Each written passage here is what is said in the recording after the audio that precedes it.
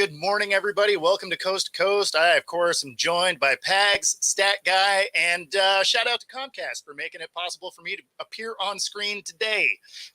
How's it going? Yeah, man? the last few shows were brought to you by Comcast, where you didn't see them. Yeah, because I wasn't even here. Couldn't log in. Man, frustrating experience to say the least. But they got out, and we have a show today. I'm glad to see that they are at least consistent. They are very consistent Consistently shitty. all the way across the board. Yes. All right, it's like I think I have Verizon. I'm pretty sure I have Verizon. As I'm looking around, I'm like, do I have Verizon or do I have? Yeah, I think I have Verizon. You have like a hotspot or something? No, Verizon actually does cable around here. So I have I have their Wi-Fi. Yeah, I have smart TVs and stuff like that. Although my TVs aren't that smart. You know what I mean? Yeah, they don't like I only really use one TV in the house. Mhm. And you know what? Since before we get started in the sports world, I have launched the Philly Sports Guy Gaming. Okay. And I tell you, I suck. I suck at playing video games. I think every once in a while, so I play Rocket League. I'm like, come on, I'm 50 years old now, and I'm trying to figure out how to play a video game. Sure. I play Rocket League and Fortnite. Those Okay. are the two things I do. And with Rocket League, I play the casual games. Sometimes I am one of the better players on the team, on the field. Other times, I realize exactly how bad I am. You're a liability. I got you. Yeah. I think the worst thing I did was like 3 own goals. You know what I mean? Oh. So Oh man, that's rough. yeah, those are bad stats. But Fortnite, I tell you, I am amazing at coming in second or third. Okay. I'm really good at hiding and running away from people shooting at me. And then on occasion, I'm able to kill people. But I think I've killed people just as many times with my pickaxe. I don't know if you guys ever played Fortnite at all. I have not. Yep. So you get this pickaxe that breaks through everything. And I've killed like more people with my pickaxe than I have with a gun. So All right. it's interesting. But I've launched that so you could sit around and watch me do anything. And yes, that's the other thing we have to mention. We had an earthquake here. Of course, I wasn't here. I was down in Delaware. I was doing some other things. But we had, I think it was a 4.8. Oh, funny. So I came over and there was like one of the stools were knocked over. Yeah, I was going to say a 4-pointer is like we get those on the West Coast all the time. That's one of those like, was that an earthquake? Was that a bus? What was exactly. Somebody running down the hall fast. You know what I mean? There's. I thought he was talking about the one, in Taiwan. Yes. Whole different scenario. Yeah, because that was a 7.2, I believe. I heard 7. I heard 7.6. Okay, 7.6. But I saw that one building that's barely holding on right now. Yeah. So they had some issues. Most of it was fine. I actually have a friend that lives over there or is living there now, and so it sounds like for the most part everything fared pretty well. So yeah, I mean, I'm not, I don't know, like that type of thing. Doesn't it seem funny though? Like Taiwan, almost if you shot straight through the earth would come out in New York. I wonder if that had anything to do with that. I'm not a scientist. I don't know anything about that. We'll maybe get Neil deGrasse to come on and explain some of that stuff. But ultimately, they feel like that they're like almost like if you put a straight line through the world, you could actually have had that happen. Yeah, there were some people. I mean, I got phone calls right away. Like, hey, are you okay? Are you in an earthquake? I'm like, I didn't even realize there was an earthquake. You know what I mean? I thought I just had some bad gas. You know what I mean? No, it was one thing that was funny when I was down in Mexico was we had an earthquake while we were there, right? And it was like I think it was like a 3.8 or 4.0, something like that.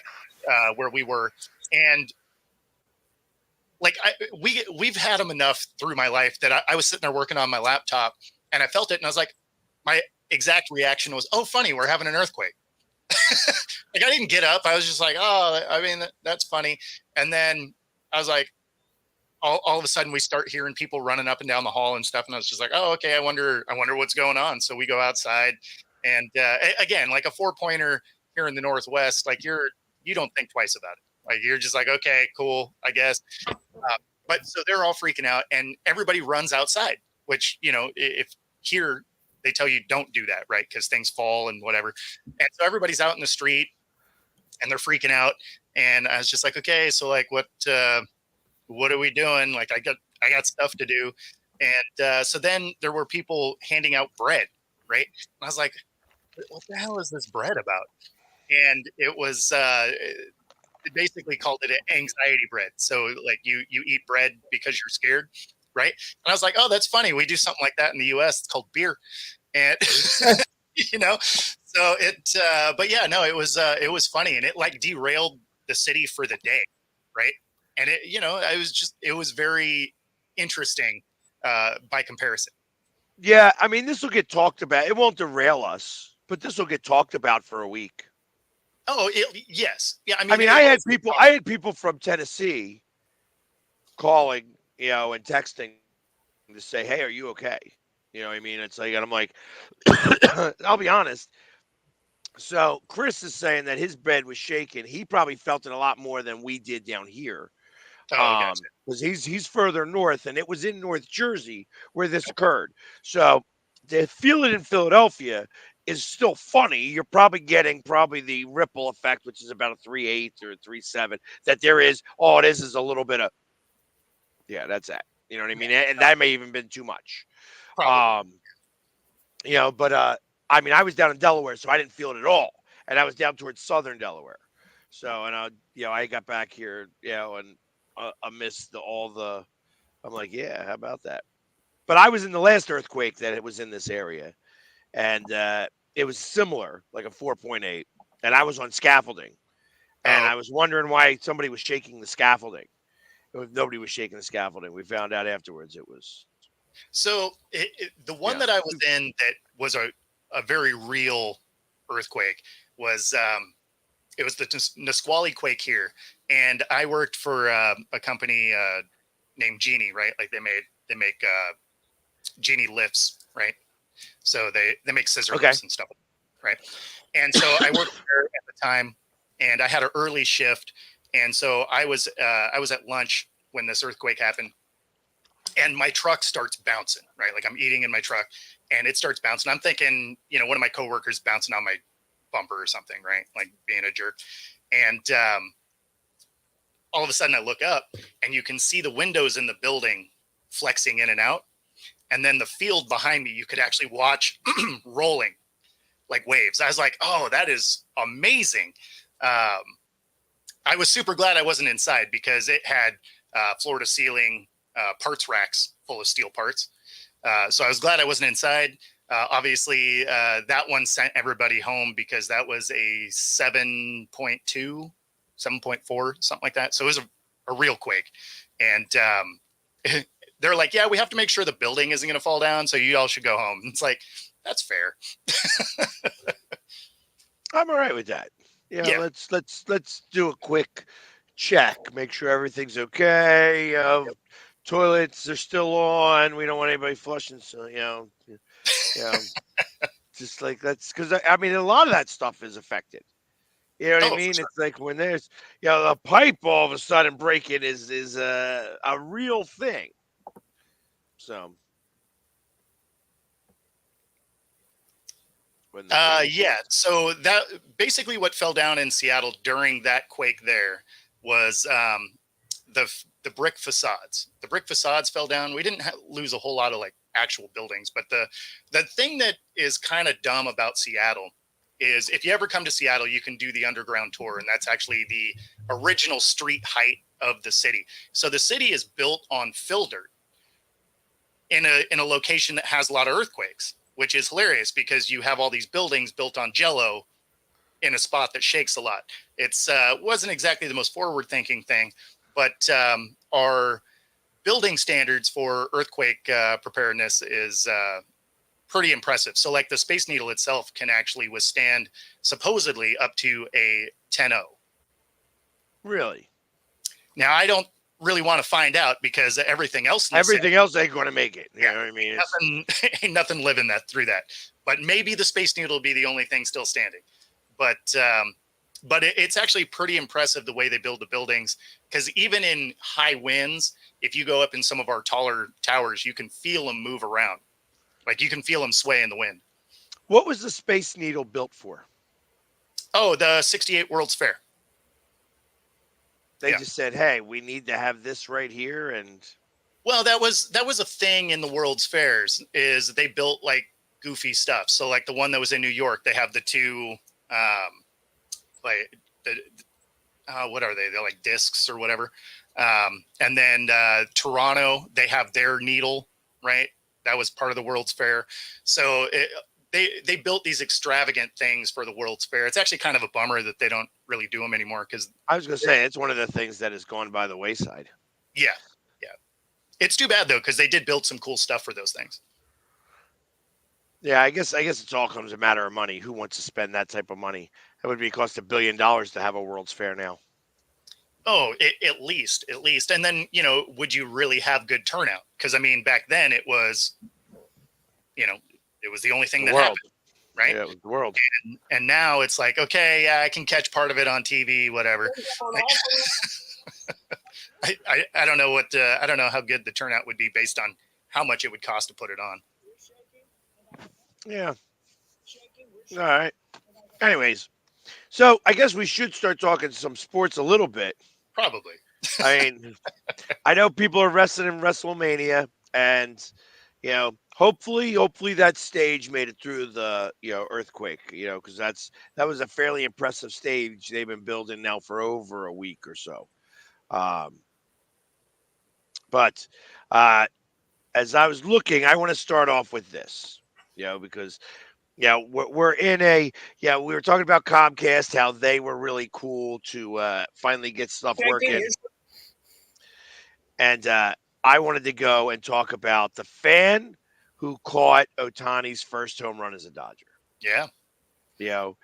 She says that she feels she felt very pressured to return the ball, and she feels very swindled, almost, is the word that they use here. Bamboozled, maybe. Mm-hmm. Sure. What are your thoughts on this? Let's go with what you guys think first before I start to talk. Well, I mean, it depends on what the compensation actually was. Now, what I've read was it was 5 bats, but I haven't been able to actually It's 5 bats and a game-used ball. None of them were signed. Oh, none of them are signed. I thought the bats were signed. No, none of them were signed. It was a game-used bat that he used, but he didn't sign it. Wow. That is extra dumb.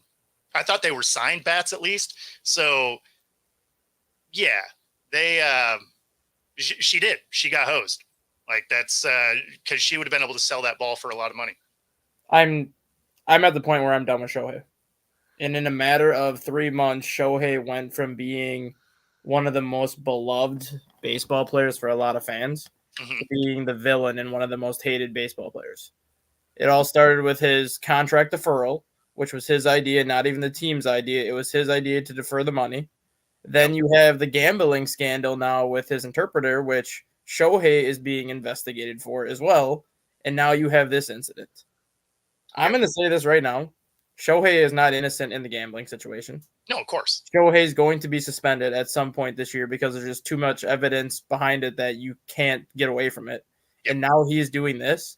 Like, I understand that when milestone home runs happen, that the security guards have to go out and kind of ask if they can have the ball back or whatever because of what it means. Yep. But if you look more into the story, Shohei demanded the security guards to go get the ball. It wasn't like, can you go and see if I can have it back? It was, go get that ball for me and bring it back to me at all costs. Like, he's turning into a complete dickbag since he signed this contract with the Dodgers.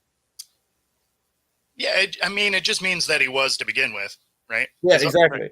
But it was pretty much like covered up because the contract that he signed with Anaheim was very reasonable. It was what 6 years at like 80 million or something like that. So, I mean, it's not that the Angels broke the bank for him. So obviously, like I had no problem with him testing the open market and doing what he did. But if it was really his idea to defer this contract, every other team in Major League Baseball would have offered him the same exact deal, if not more money, if they would have known that they would have known that he was going to defer it. You could have had the Oakland A's saying, "We'll give you $1 billion if you want to defer everything." All teams in baseball would have given him this contract had they know they were going to defer it, and that leads me to believe that if he's deferring that kind of money, that leads me to believe that maybe there was some gambling issues that he was dealing with prior to signing this contract. Otherwise, why would you defer the money? Well, I mean, would you defer the money though? Because if you were losing at gambling, you would want that money now. Right. Because Pay off those debts. if you defer the money and you get suspended, then at least the team that signed you keeps a large chunk of that salary as opposed to having to pay you. I mean, I don't know. I guess that depends on which bookie you're using because some of them want their money right away. Yeah, I know. But like everything that he's done this entire offseason is shady. And it's just getting worse and worse by the day. No, I'd go with that. Absolutely. Yeah, and I think that the problem was, like, first off, you caught that ball, you leave. You got to go. Can't even stick around. Bye. I'm out. Get out of the stadium with the ball. Because now you have the ball. Yeah, even if you have to leave early, you just be like, okay, I'm out. Everybody, Debbie Laws. So, but What was that? exactly. I'm not. I've been hearing little things all over the place. I'm like, wow, it's like we have somebody calling in. Yeah, I think.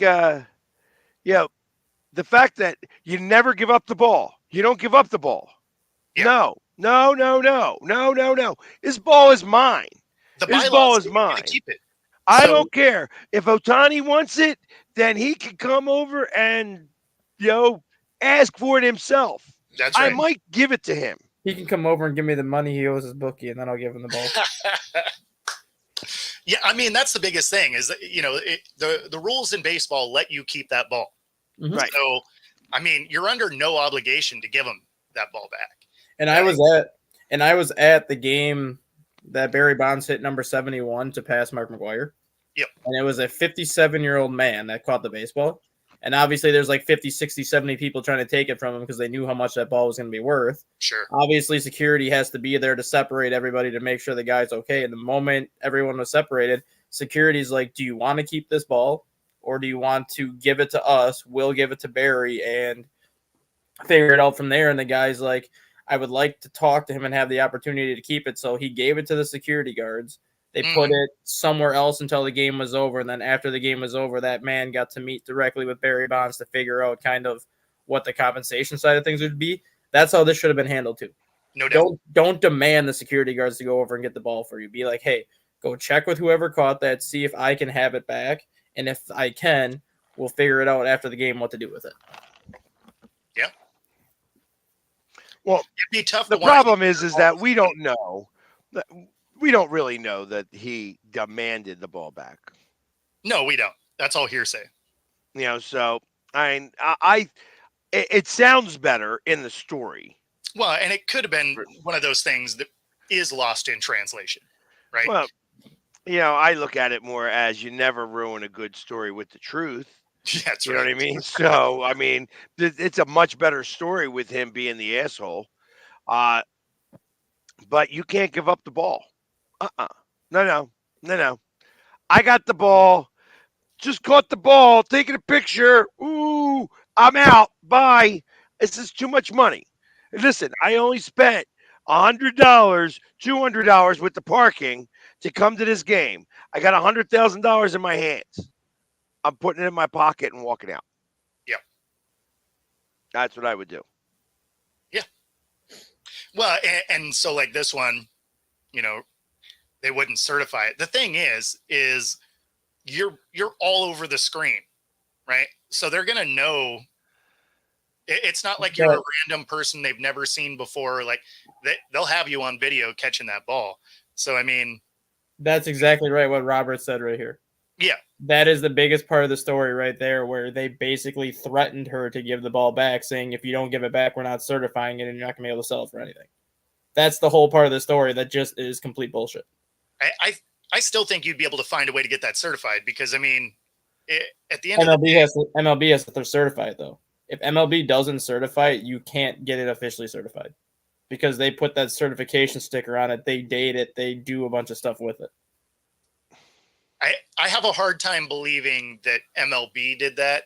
If that pressure came, that was some bullshit from. No, that's the security guards that pressured her. Exactly. Like, that's what they were telling her. Like, that's what the security guards were telling her, where if she didn't give that ball back, they weren't going to certify it for her to get the value that the ball was going to be worth. So it would essentially be worthless, which obviously security can't certify it anyways, but True. they're the ones that take the baseballs and then bring it to whoever that certification person is that sits in the dugout so they can certify it.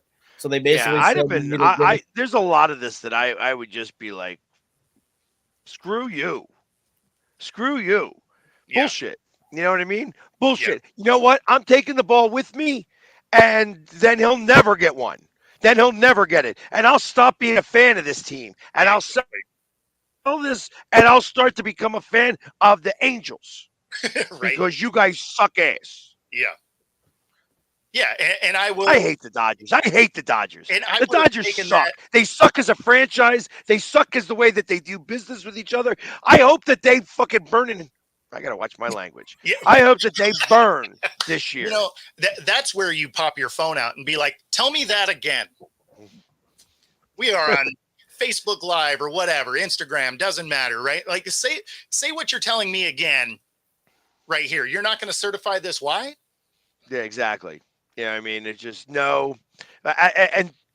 Guess what? You know what? And I would absolutely, I would stop being a fan of that team. Like I just you know what? It's you've made it personal now. Exactly. So, yeah, I mean, there's a pretty good chance if that's actually how she was treated, she's probably not a fan of the team. Right? Yeah. Not anymore. Not anymore. I wouldn't be.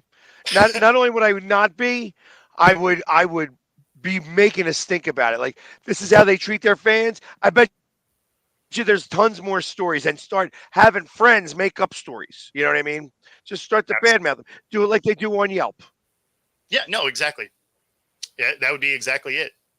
I mean, you'd be dragging them. Especially since it's the Dodgers. I mean, if Shohei Ohtani really needs the money that bad, he shouldn't have deferred his contract. I don't think he's trying to sell it. But I'm just saying that's like kind of the general principle of it. Like, if you know the ball's worth X amount of money and you're not going to certify it unless they give it to you, well, that just kind of gives you the impression that Shohei really needs extra money. So why would you just certify the or defer the damn contract in the first place? Again, I don't think he's trying to sell it. I think he's just trying to have that ball. But still, I don't know. If that's how it went down, that is about as shady as it gets. I agree. And like I said, I don't – it's a shame that there isn't really anything – like, we're only hearing her side, and she's obviously not the best at telling the story. Well, I might actually have the entire article with the security guard's side on there. Just give me a minute to see if I can find it. You can keep talking. I'll find it. I'll let you know. I'm seeing if they actually show her catching the ball. I'm sure they have video of her. And they do. Yeah. They do. As he's running around, it's his first home run. It took him long enough, actually.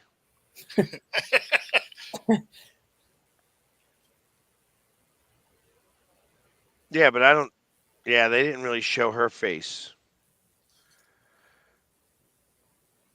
Yeah, and if like I said, if security's like threatening them and stuff like that, I don't know. Yeah, like what's the, why? Why are they getting paid? Did they get paid for it? That's bull. That's like complete and utter bull. That is complete and utter bull. Yeah, I mean, I would have to imagine that based on the way the story is going, there's probably going to be some sort of investigation. So here's the actual story, but this is not even coming from the person that caught the ball. This is coming from people that were around like the area. Oh, perfect. As in a customary with significant home run balls, there is a give and take negotiation between the team and the fan who catches it. The player generally will trade the memorable ball and a meet and greet with the player in exchange for a ball that represents the meaningful personal achievement. In this case, Roman and his wife were separated by the security. So the husband went one way, the wife went the other way. So they separated both of them to begin with. The wife was pressured into handing the ball over and was given no choice to hand the baseball off. Wow. The more as the report goes on, the Dodgers security staff separated the husband from his wife, refusing to allow them to offer any advice or counsel with each other. And as the threatening continued, she refused to give the ball back, and eventually she caved in because she had no other option. She took home the whatever they gave her, they didn't say at this time, and a potentially enormous hurdle for the fan to receive any sort of valuable memorabilia gift in exchange. This is basically saying, accept whatever offer we give you right now, or you'll never be able to prove that this ball is valuable. That's insane. Like if that's how it went down, like that is. Well, and then I would have said, then you know what? Then Well, nobody gets the ball. So here's then what nobody gets the ball. So here's what they got. This is what they got for the ball. They got 2 hats signed by Ohtani. No meet and greet, no picture, no bats, no balls, no jerseys, just 2 hats. Wow.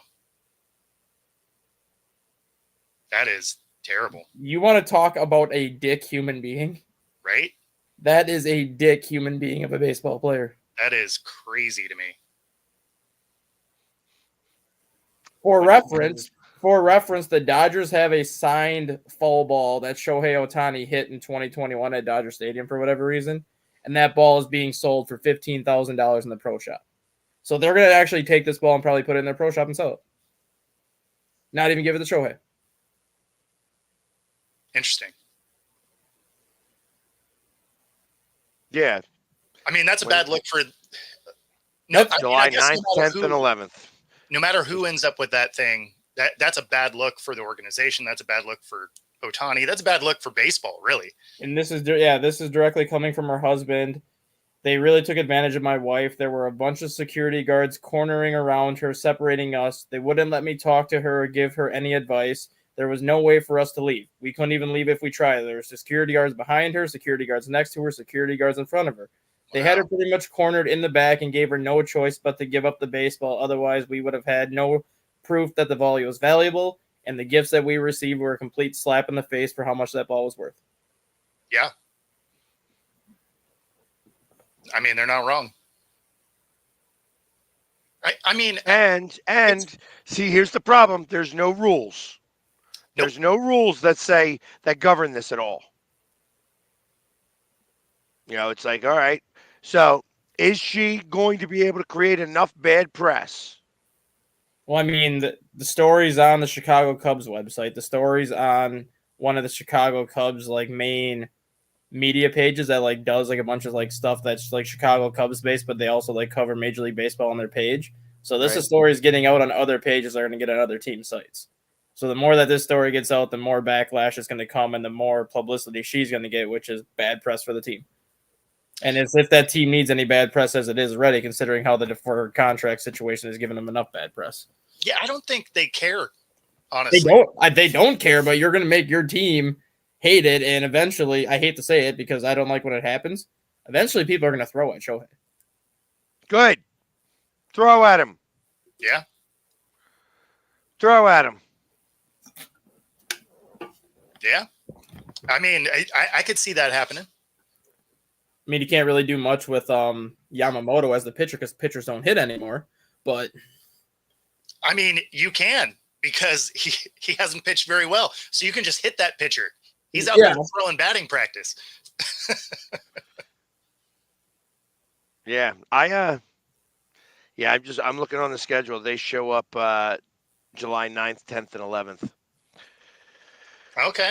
And what are we talking about? We're talking about maybe going out there, right? That wouldn't. Oh, I'd love to go out there, but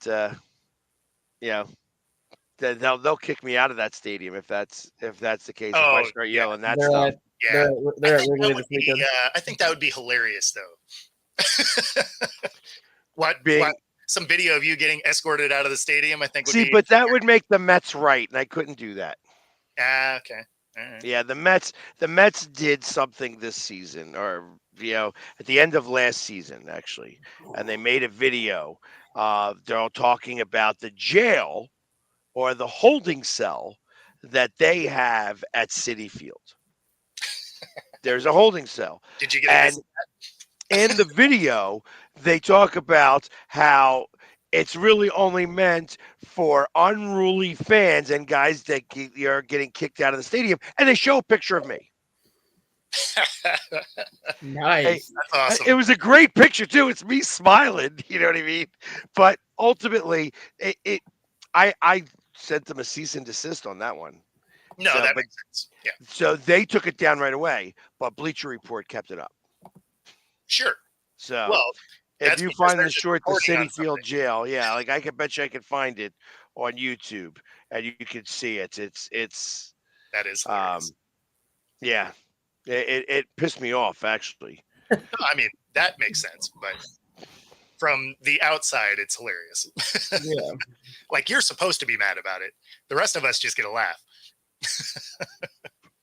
The Dodgers are in Wrigley Field this week, and so I hope they throw at them. I really do. I mean, there's a good chance. Like, he's not winning friends out there, that's for sure. He's making more enemies than friends, and a lot of the enemies he's making now are people that have actually supported him since day one. Yeah, I mean, you're watching the fanfare of Ohtani shift dramatically. Yep. Oh, they didn't take it down. Those bastards. Oh, they left it up? Oh wow, that's the lawsuit there. Huh. How All about right. that? As I'm finding it on their YouTube channel. Because now I'm going to play it. I was going to play it on here. So might as well, right? Oh, I can't. Actually, I guess I can. There you go. Hold on. We'll do it.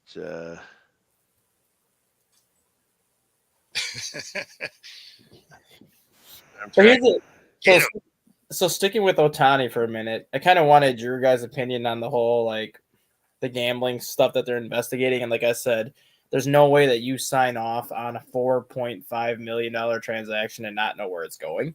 Which obviously he knows where that money's going, and obviously he's got to be behind it because you're not going to let your translator get that far in debt on gambling. You're going to step in before it gets to that point. But my big thing is Shohei Ohtani speaks very good English. Like, you can actually have interviews with him, and he speaks very good English. The moment that this all came out, he miraculously can't speak English anymore. Well, I mean, think about it this way, right? Even if you have your interpreter access to your accounts, which doesn't sound like a real thing, but No. say you do, you're still going to get checked with, right? Like, think of your bank account, right? Like, if you spend $2,500, they want to verify that, right? Well, not only that, like, my wife and I have the same account, but because the account is under my name, Sure. if she takes out, I'm not going to say what the limit is, but if she takes out a certain limit, Sure. they have to call me and I have to sign off on it. She can't just take it out just because it's a joint account. So even if Shohei's interpreter has access to that account, there's no way he can walk up to a bank teller and say, I want $4.5 million pulled from this account without that account verified. That's exactly the thing. Is there's no way he didn't know. So I mean, he's culpable in this one way or another. Whether he was placing the bets or not, he had to allow the money to go. Yeah, There's no way. He may have not have been placing the bet. Well, he may have not have been directly placing the bet, but he probably was telling the interpreter to do it because that way, if anything happens, it doesn't fall on him necessarily. But if you look at the rules for gambling, which I looked at them earlier today. If anyone working for Major League Baseball bets, whether it's an interpreter, whether it's a player or whatever, but they're not directly betting on their own team or themselves, they're suspended for a year.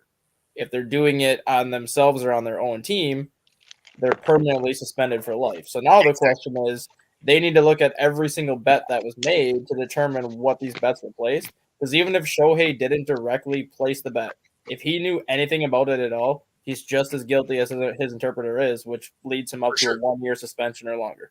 Well, and the thing is if it was bet on his team, whether he placed it or not, that money's coming from his account. Yep. That can affect your game. All of a sudden, Yep. that starts to damage the logo, right? Like that is That's a why, brand damaging event. That is a lifetime type of ban right there. which is why I think he will be suspended at some point this year. I don't know when it's going to happen. I could see it happening during All-Star break when they have that week off. Because that week off when nobody's doing anything, it's going to give them just kind of that be like, you know what? We're going to suspend you now. We're going to suspend you next year and figure it out from there. Yeah. That's pretty much that's what they did to Trevor Bauer. Trevor Bauer kept kind of being on that commissioner exempt list for what? Months on end, and they kept saying, oh, we're going to extend it. We're going to extend it. We're going to extend it. As soon as the All-Star break came, we're going to suspend you for the rest of the season. Just to make it easy. Yeah. No, it makes sense. All right, here we go. We got the video. Let's do this. Hopefully we can hear it. Can you hear it? No audio. Of course.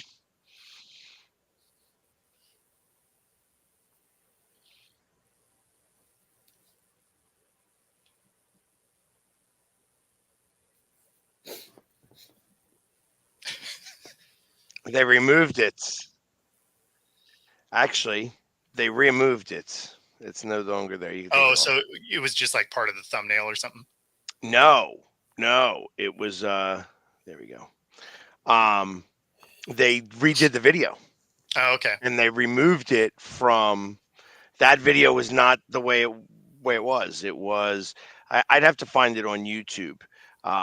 Because it says it's meant for anybody who, because it looked completely different on how he did it. So they had to reshoot that one spot because they edited me in, and then I went up half screen and then came back out again.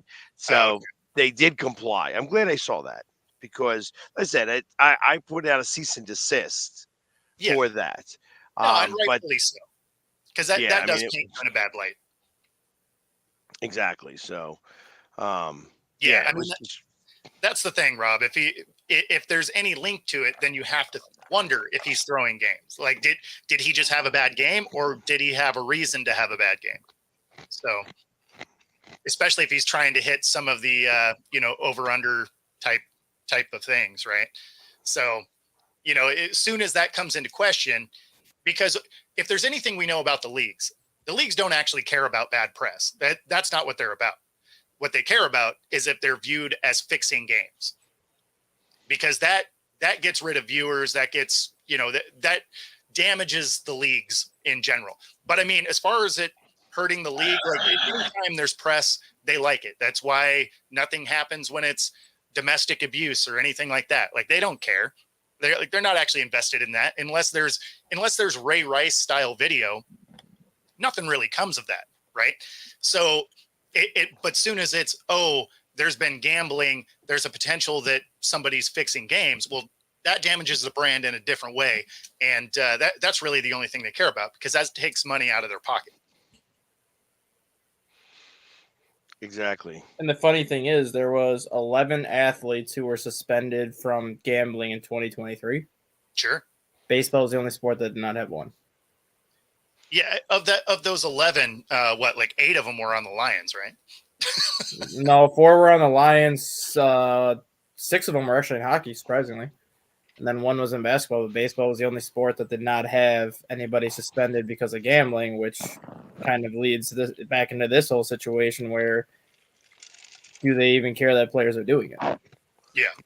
So this right here, baseball purgatory, like Pete Rose, if he gets found to be part of it, especially if it gets, if any of these bets were on his team, that's exactly where he'll be. Yeah, they're going to be really hard pressed to do that. It'll be tough to prove. Either that or you just open the door and let Pete Rose in the Hall of Fame and be done with it. No. You can't, especially after the way he came out and was like, if I had an interpreter. I mean, he made himself sound like such a douchebag. You almost can't let him in. I know, right. But if they let Shohei get away with it and he ends up in the Hall of Fame, you kind of don't have a choice. I mean, you can put an asterisk next to it, but if you're going to let him in for doing the same stuff. Well, at that point, Pete Rose will be in because he ain't living to 120. Yeah, true. But I mean, at the same time, I don't think it would be like if he gets found to having bet on his own team, they would probably hold him out of the Hall of Fame as well. The real question is do they let him keep playing?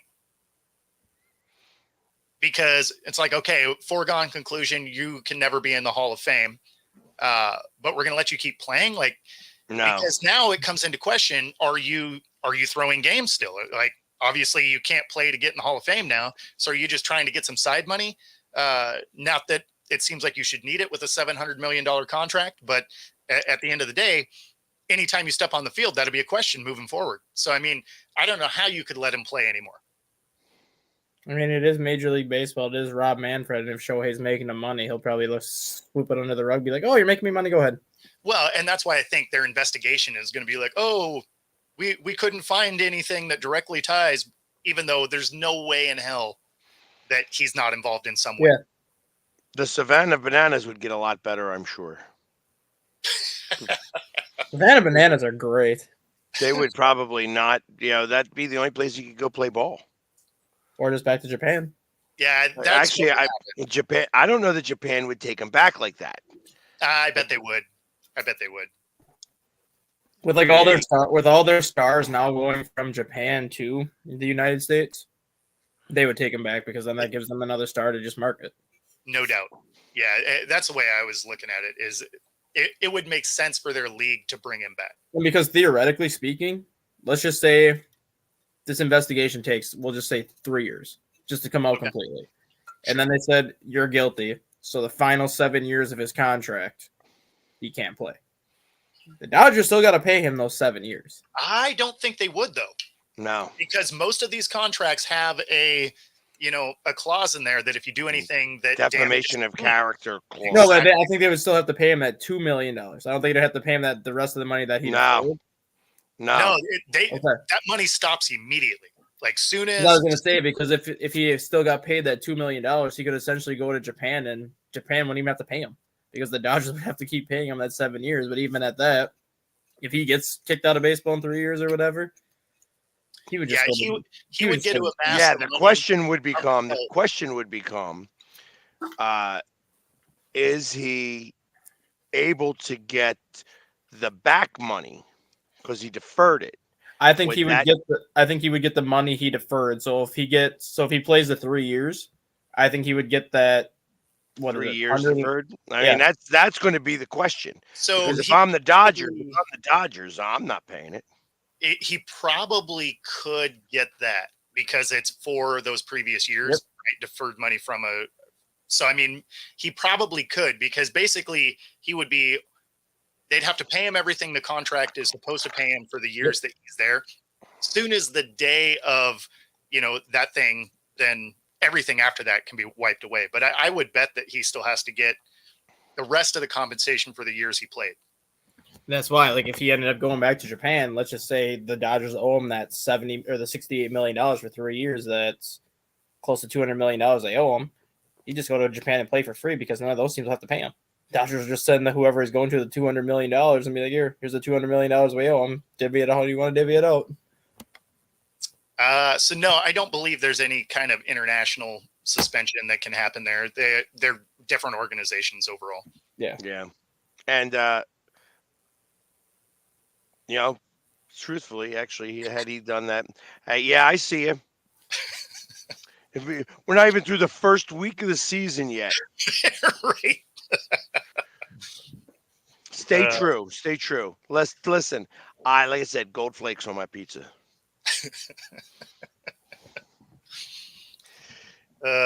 Good stuff. We were talking about Seattle yesterday on whether we're gonna I was gonna do the trip, but I was trying to get it sponsored yesterday, so I had a conversation about that a little bit.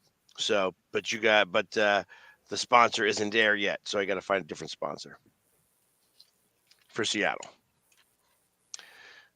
Yeah, so FIFA and baseball are wildly different when it comes to governing bodies. Yeah, could you imagine if a AAA could become a major league team? That would be amazing. Being able to do some of that. What would suck about that is the A's and the Mariners would have been relegated out years ago. Well, realistically, though, when you look at how bad the A's are, You cannot tell me that there are AAA teams that are much worse than they are. They have literally scored the same amount of runs as they have committed errors. That is atrocious. I would bet money that our AAA teams, whether it's our Rainiers or Aqua Sox here, could probably beat the A's. They'd probably lose like a 4-game series, right? But they would probably win at least one of the games against them. And the fact that the A's sent their best player down to AAA just because he wore something that Major League Baseball told him not to wear goes to show you that that team does not give two shits about winning. Well, I mean,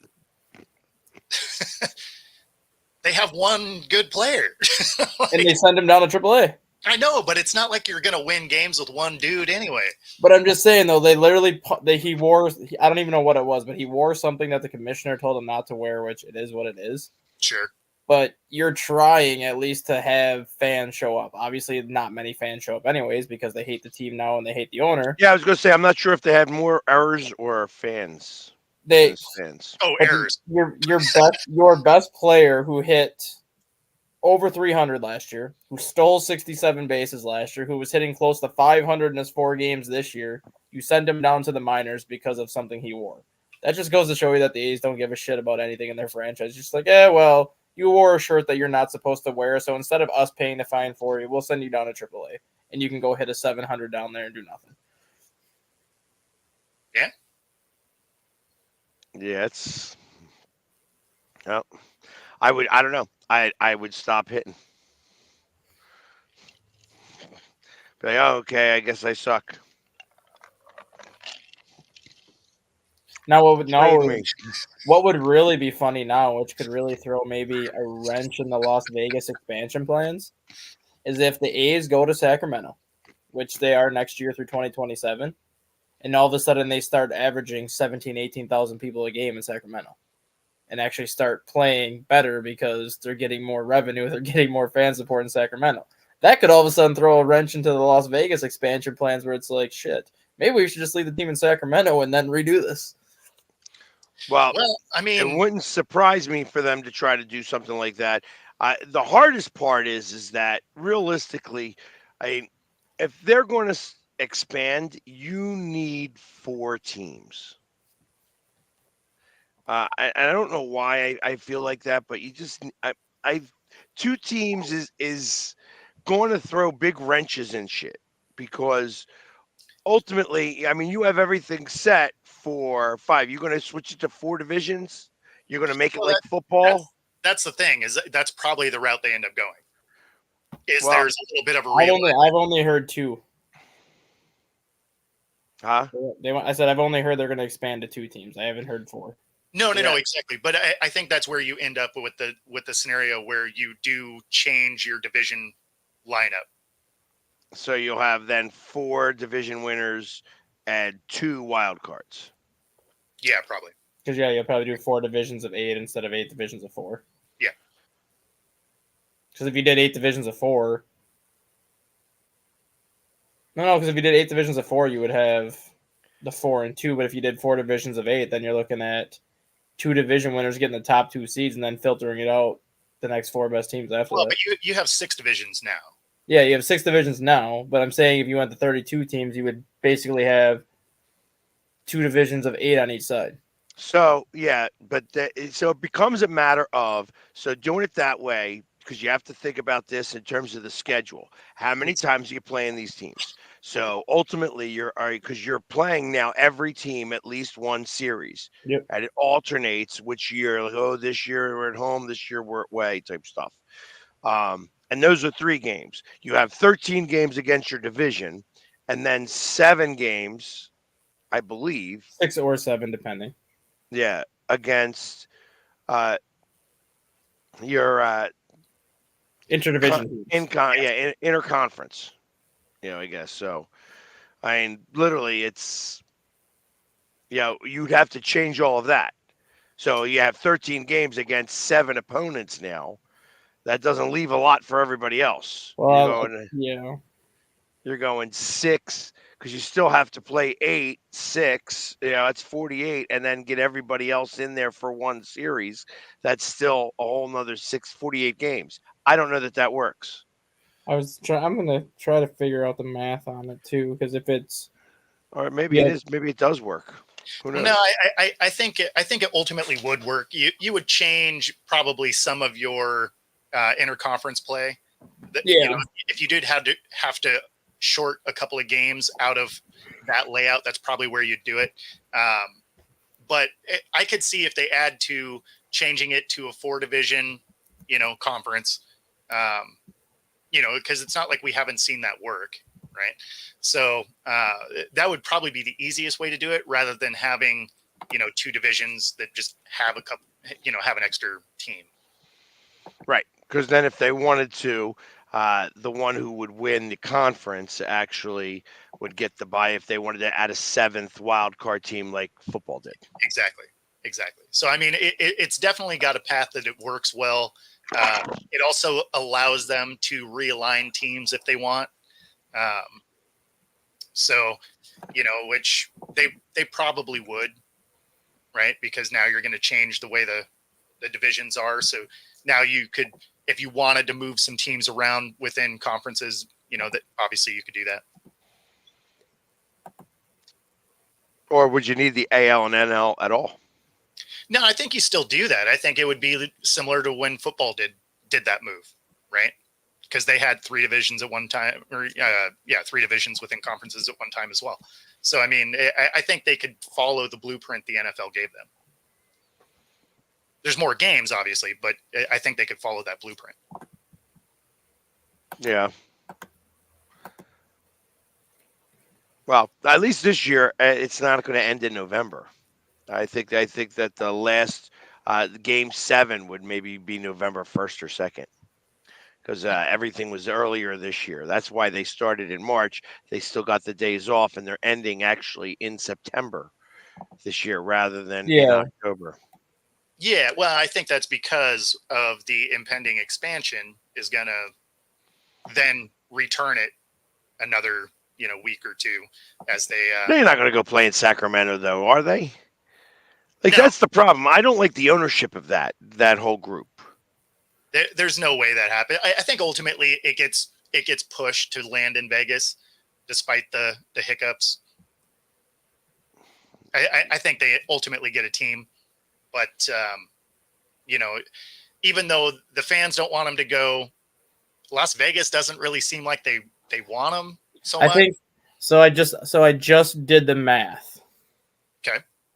So if we expand to 32 teams, chances are the season's going to have to go from 162 to 166. Oh, I don't think they would extend the... Well, because this is how. If there's 4 divisions of 8, so that leaves 7 teams in your own division. Sure. You'd play each one of those teams 10 times each, which is 70 games. Then the other division of 8 in your conference, you would play them 6 times. Home and home 3-game set, which makes I'd say you 48 have games. 5-game sets. Huh? So you're thinking of things wrong. You're going to think of them in 3s. 10 games. That's what I'm saying. 3-game, like a 3-game home and home. Like you'd place like the other teams in the other 8-team division. You get a 3-game series at home and then a 3-game series on the road later in the year. That makes 48 games, which brings your season schedule to 118. And then it would be the same format on the other side where you would play all 16 teams in the other league, 1 3-game set each, which makes the 166. No, they would just leave a series out of the season. They're not going to extend the season. They already have a hard enough time getting people to watch. But you could that additional 4 games though, you could essentially make it basically when the Yankees and Mets play each other. Make it an all New York series for that remaining 4 games because it's in the same city. Takes out the travel. It gives you that extra 4 games, then you're not traveling. Chicago versus Chicago, Kansas City versus St. Louis, Cincinnati, Cleveland, because you always have that extra, when you play because with Philly playing, I don't know what Philly's schedule is, but when you have that, because the Cubs and White Sox play each other 4 times a year because of how that works. Kansas City and St. Louis play each other 4 times a year, the Brewers, Twins, so on and so forth. So if you get to that 166, the last 4 games that you got to fill, just leave it as that basically your inner city thing where you play your opposing interleague team the 4 times. Yeah, no, I would bet money they don't extend the season. Yeah, or if anything, just do kind of like either 9 or You- 10 teams in your own division. That'd be the thing, is you just trim one Yeah. of the series out and have that as a rotating, maybe you didn't play them the extra time one year and you do the next year. There's no way they're going to go from, there's no way they're adding Yeah, four because more if they add 30, if they go to 34 teams, I don't see any way where you could play every team. If they keep Well, it at, I don't think you have to. No, Similar to the NFL. It's not like you play every team, right? So, I mean, I don't think there's a requirement for you to, say there's a team that you don't end up playing and it's within your conference. I mean, you may see them in the playoffs. Mhm. So, you may still get the opportunity to play them. but if baseball wants to stick with the new schedule format that they created, where you do play everybody once, that'd be the easiest way to do it. 9 in your own division, and then 6 and 6, or 6 and 3. Yeah. Again, with the way baseball is having a tough time keeping people engaged, I can't imagine they add games. Like that would be very surprising. If they were to add games, I think it would be by adding another playoff team. Right. Or they could really get creative and do kind of what minor league baseball does now. So minor league baseball now does 6-game series where you face one team that whole week, and Monday's your off day. If baseball goes to 32 teams, they could play every team one time and just do a 5-game series, and that comes out to a 155-game season. Actually, I have it figured out. Here we go. Yeah, so you would play. It would have to go to 8 divisions. You're going to play 3. You're in division 14 times each. So 42. Right. Then you have the other 12 teams. You're playing 6 times, So 72 plus 42 is 114. and then a 3-game set with everybody else, which is 16, which makes it 48. Comes out to 162 exact. There you go. Yep. Yeah, that'd work. And that means you get a home and away series of 3 and 4-game series. You know what I mean? I like that. Mhm. I like that each team's get in the division. Each team's got a 4-game series, and it's only a 3-game series, so that everybody else in the division, you have a clear cut. You won it. I won it. Yeah, it's the best of 3 every series. Yeah. Mhm. Yeah, you don't have a 4-game series where you're like, oh, we tied. Exactly.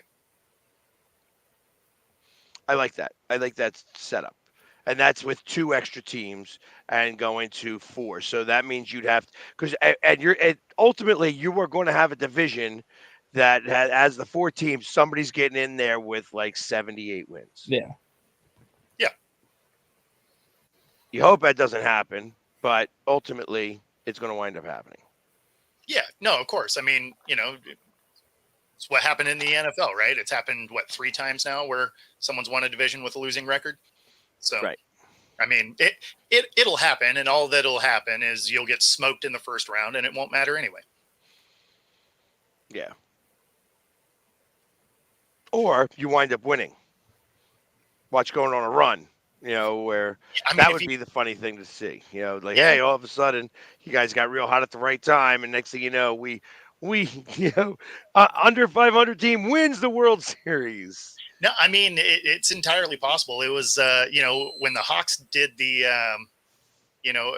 won it the first time, right? It was the first team to do it with a losing record.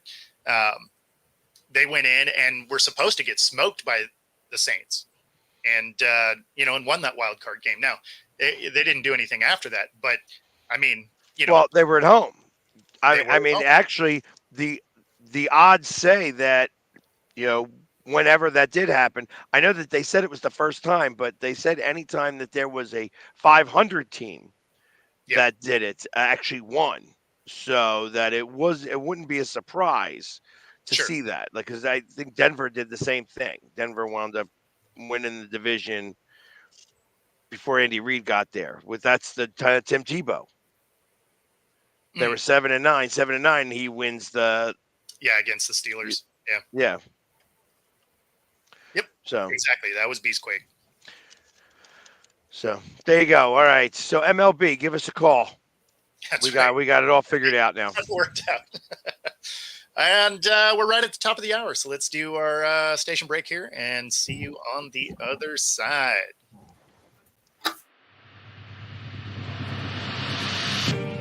This is Reggie Jones, owner and founder of Air Sports Academy. Air is based on the 4 core principles: heart, education, integrity, resiliency. Air is about developing student athletes physically and mentally through training, mentorship, and effective marketing. We've created a platform and a blueprint for our state to shine in the brightest of lights. I created this program because it was a need for our state. We needed to have the light shine on the student athletes in our region, and now that is happening at an all-time and undeniable rate.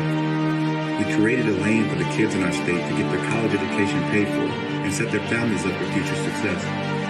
We created an environment where serious athletes can now come compete fearlessly. We've achieved this through our variety of elite programs. Our 6-month off-season program, where first-year starters or seasoned vets can all come develop. Our 5-on-5 program, which is all about our line. Our youth tackle program, which is the first and only youth tackle team from the state of Washington to ever win a major national championship. Our 7-on-7 program, which is ranked top 10 in the country every year. Our high school 11-on-11 club tackle program, which creates a unique and much-needed opportunity for our kids. Our college prep program, which allows our graduates to come back from college and prepare for the upcoming season.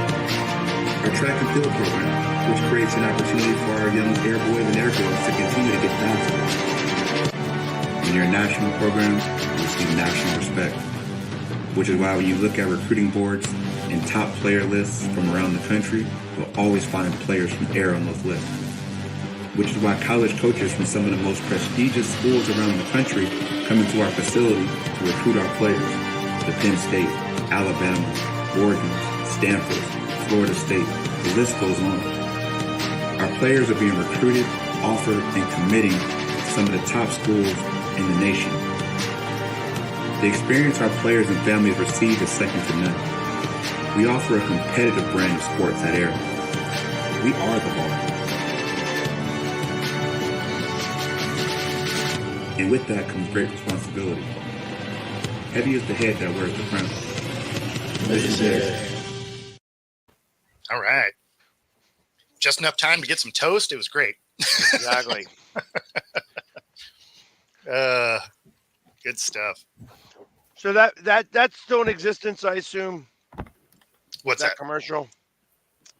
Air Sports? Yeah. Yes. Yeah. So I know Reggie.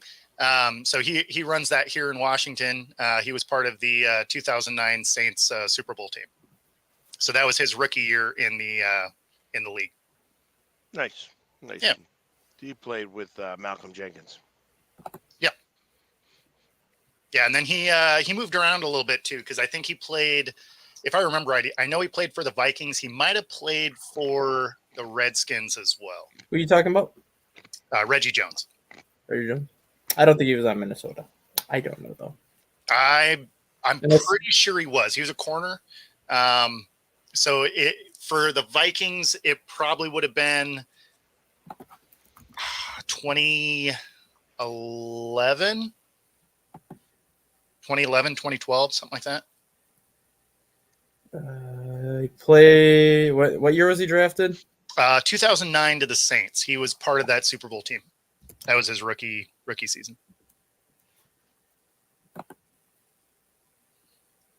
So he's 38 years old right now? Yeah, that probably seems That's right. about right. Yeah, so he was with the Vikings in 2011 and 2012, but he was also with the Virginia Destroyers that same year. Oh, okay. So, Yep. Did you say that there was an Arena League coming back to Seattle? There is. So the Arena League officially relaunched and players reported on the 1st. So And I believe Philadelphia is on that list. you are correct. You do have an AFL team. Yeah. The Philadelphia Soul is back in. Yeah. So I forget exactly the date of their first game. I want to say they're about a month out. Okay. So, More games for me to go to. Lucky me. Yeah, no, it should be kind of cool to see. Still working on my media credentials for that, but hopefully. You strap it up and playing again? Oh God, no. I mean, I'd love to. Like my mind says, hell yeah. My body is like, that's cute. You sure you don't want to strap up? Yeah. Yep. Nope. Sadly, the last time I got to take a meaningful snap was 2010. Was the last year that I got to play. Unfortunately, it is funny though, because when you listen to when you listen to guys that are commentators, stuff like that were ex-players, they're like, oh yeah, I left it out on the field. I don't want to play anymore, whatever. And it's like, yeah, if your body didn't betray you, you're so full of crap. Like I would lace them up today if I could. There's like so many teams that are in this now too that were like former AFL teams, like Nashville Cats, Philadelphia Soul, Georgia, Orlando, the Voodoo, Chicago Rush come in the league next year. Yeah, I mean they look like they have a plan to make it successful. With the exception of whoever runs their website, it is the least useful website. Like they don't have their current schedule on it. You can't necessarily actually get to all of the team's links from there. Like whoever does their media is not great at their job. But that being said, hopefully I can get my media credentials for it, because I think it'd be fun to do some of this from the stadium. I will. Like I'm just looking at them now, and I go to the website, and it says, "Hey, they're having tryouts." I was like, "Really? I would love to go try out." Do it. It already passed. Oh, gotcha. I was like, that would be hilarious. It's fun. Arena was a blast. It's a very fast game. Tons of fun. I just don't got the knees for it anymore. I can believe that. If Pigs would try out, I want to see body cam footage during the tryout. I mean, I feel like they're going to have us doing calisthenics. It wouldn't be hitting. You're going to basically, your tryouts are a small combine. You're going to do, side to side drills. You're going to do a 40. You're going to do all of those things. Now the 40 is interesting because it's AstroTurf, right? Because it's on a hockey arena. So it's literally a plate with AstroTurf on it. So you don't necessarily get the best launch. So 40 times you kind of suffer in that scenario. But that's essentially what you're doing, though, is just running through a small version of a combine for the tryouts.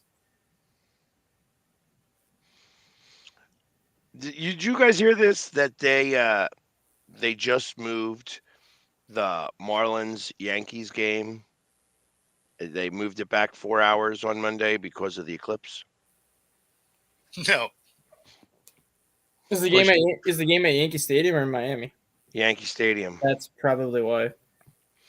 New York was initially set to host the Marlins at 2:05. The start was pushed back 4 hours. That's probably why, because if it ends up being like really bright during the eclipse, they won't be able to play. There's no way.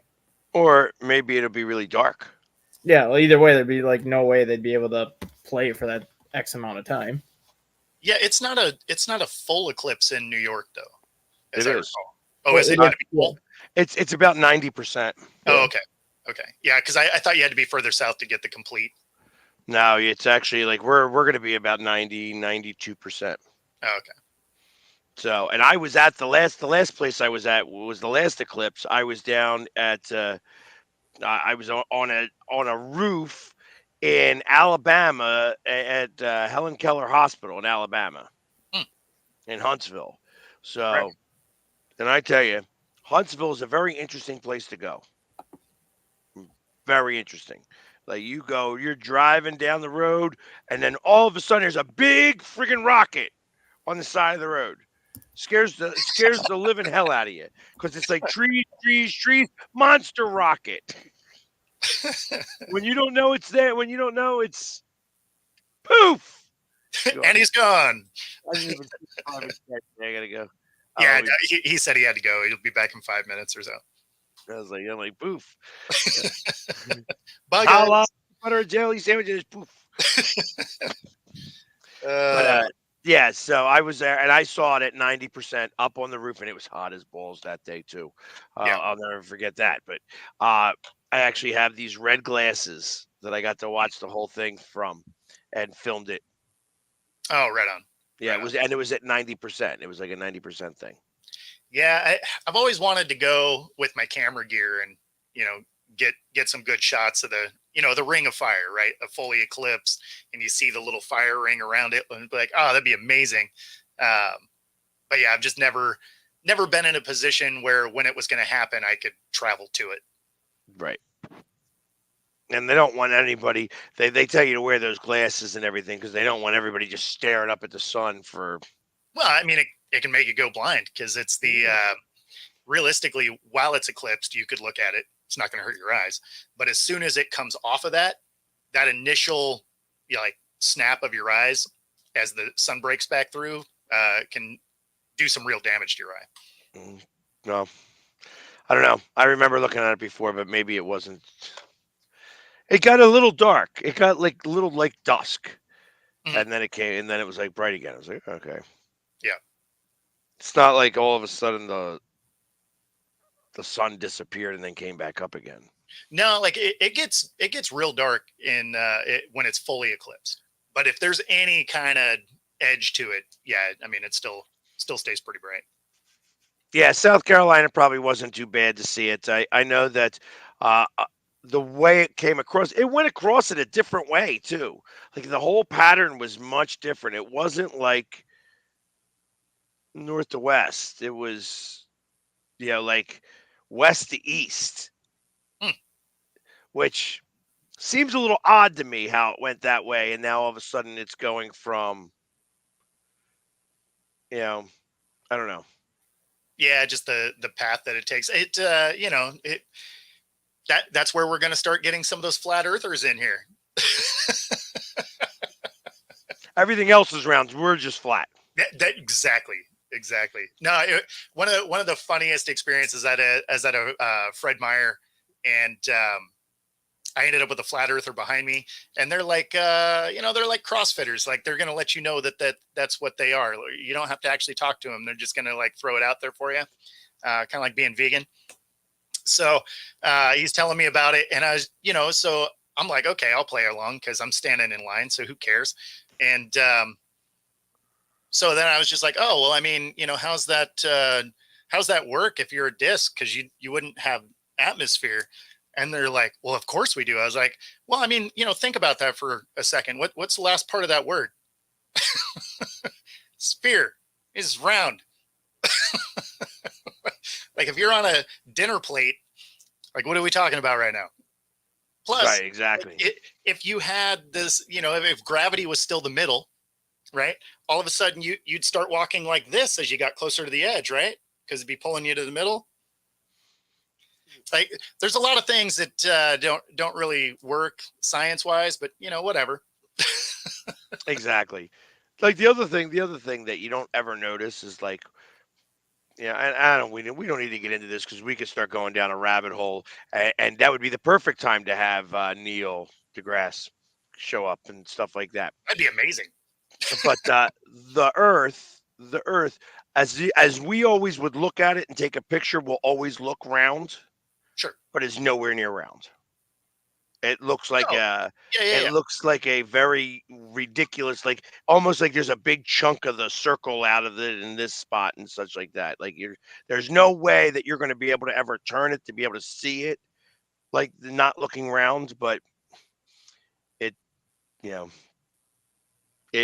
actually is not a perfect circle. No, yeah, absolutely. I'm going to see if I can. Let's see. chunk it up there, figured out like exactly where. How about that? Yeah, the Texans redid Diggs' contract to give him free agency in 2025. Hmm. That's very interesting. You gave all that stuff. I mean, I guess they didn't really.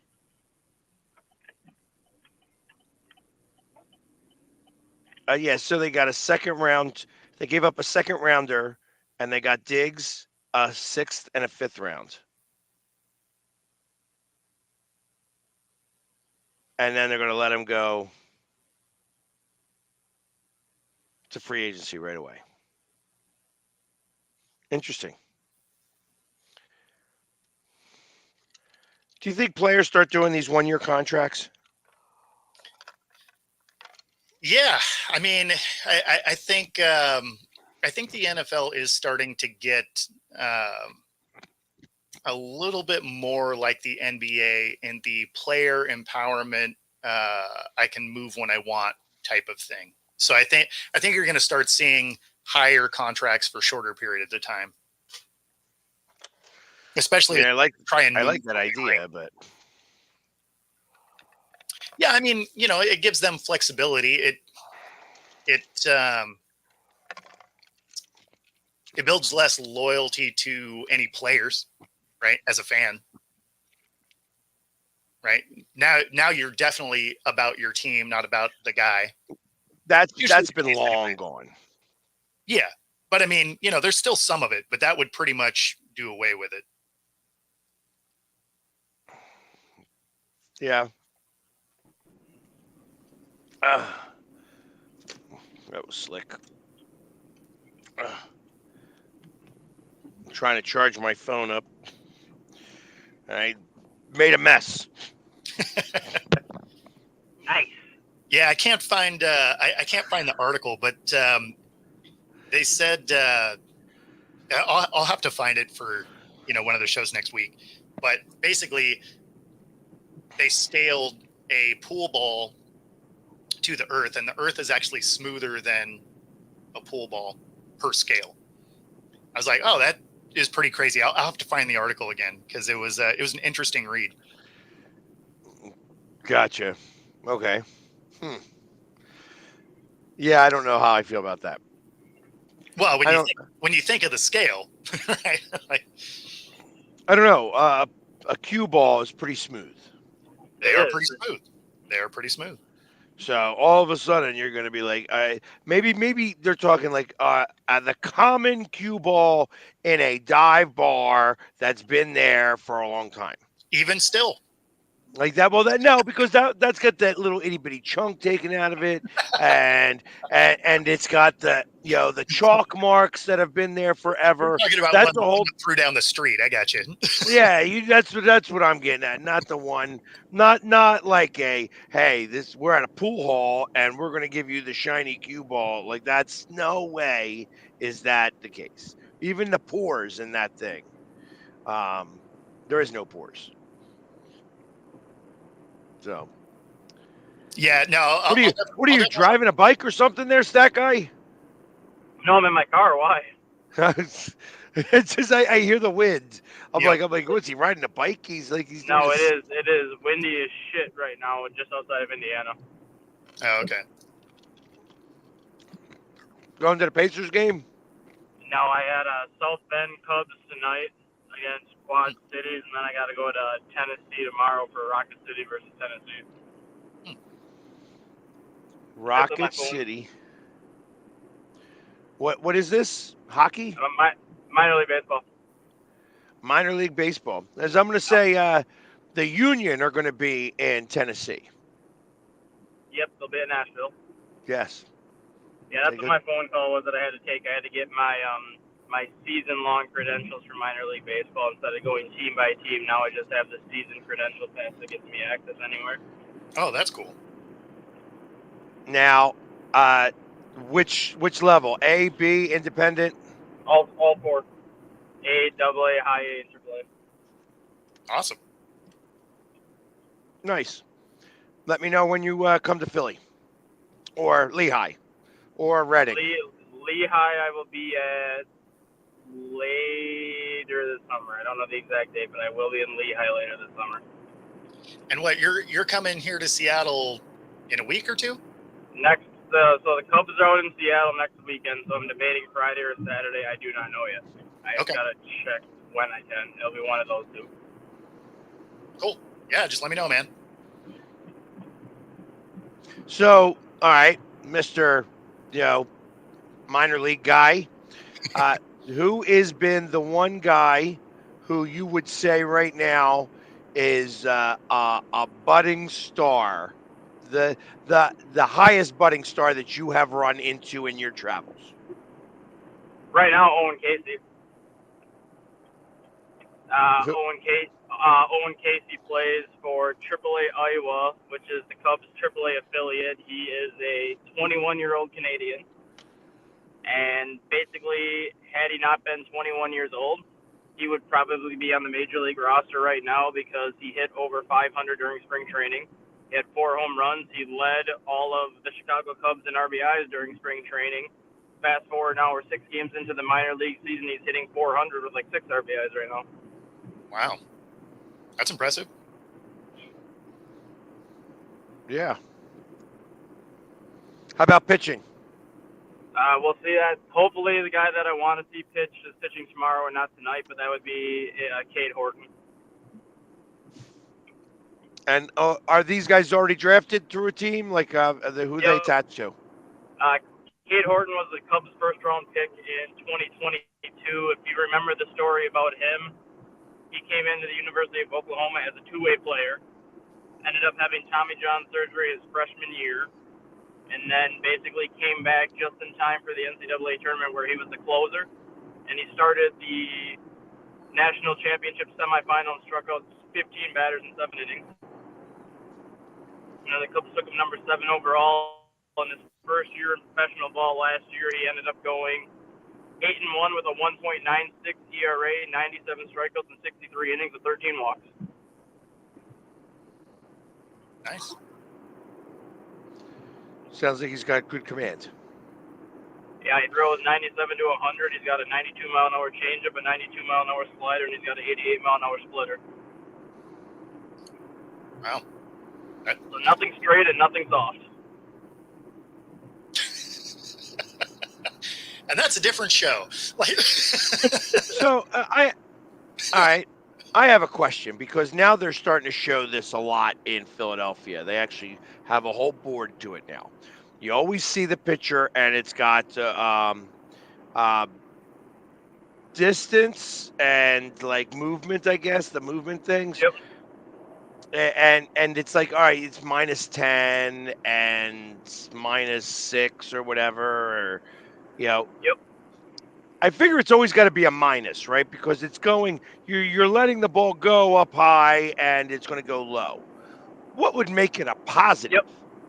Yep. So that's kind of what I'm getting at. Because sidearm people like would be the only ones that would really do positive stuff. Yep. Yep. So basically, to make it positive, it would be if you release the ball and it rises. If you release the ball basically chest high and it ends up shoulder high or head high on the hitter, or basically if you release the ball shoulder high and it stays on the same plane. It seems like so, because I saw a couple of pitches that didn't look like that they were having upward movement, but they did. And I was like, all right, I guess. Yeah, because if you have like one of those pitches that kind of breaks like side to side, or like Mariano Rivera's cutter when he was using his cutter. Granted his cutter did have sting to it, but it would still be a positive every single time because of the movement on his cutter. Got you. I think they're making up numbers some of these times. I mean, it's really. I don't know. I don't know why the normal person, the normal fans, got to know any of that. I don't know why the normal fans got to know about spin rate, because I don't know how you can tell how fast the ball is spinning. I mean, you can't. I mean, really, those kind of things are for people that nerd out on stats. Like that's really what that is. Most of those guys don't even know how to keep a book. I'm dead serious.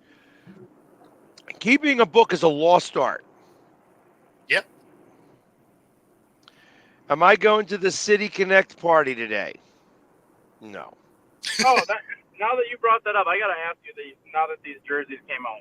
Yep. And this just might be me, but do they not look like a Philadelphia Union baseball jersey? Yep. It looks. Okay. I don't like the font. I don't like the colors. I'm just not a fan of it at all. I'm not a fan. Was it When not I the one saw we them looked at the other initially. day?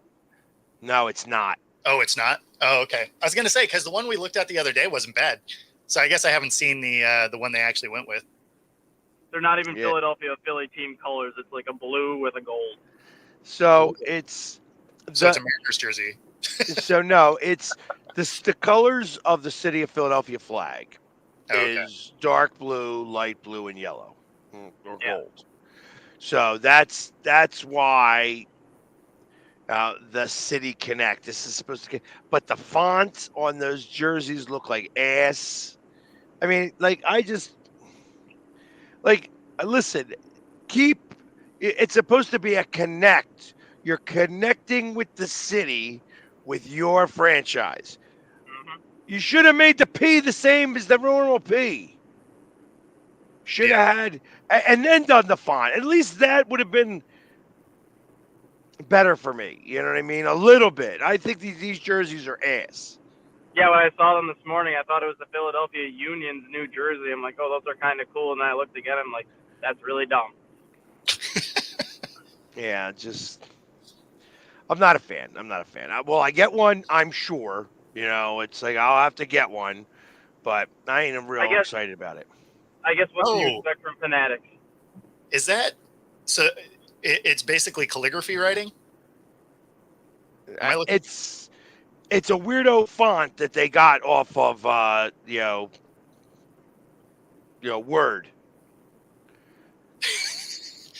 I mean, you can't expect nothing less from Fanatics for how much they screwed up the jerseys this year. So Nike. Fanatics didn't do it. Nike did it. So Nike did the City Connect, Fanatics didn't do it? Fanatics didn't do it. No, I didn't think Okay, so. so because Fanatics is the ones that's been making all the baseball jerseys all year. I thought it was Nike. No, it's Fanatics this year. That's why the whole thing came out. Like the Fanatics CEO actually had an interview back in February when all these jerseys were coming out, basically saying he was getting the ever living shit kicked out of him because the jerseys came out so shitty. Yeah, well, they did. They came. Well, everybody wants to cut a corner. So this is it. Yeah. That is it's like some calligraphy writing. That is that's kind of terrible.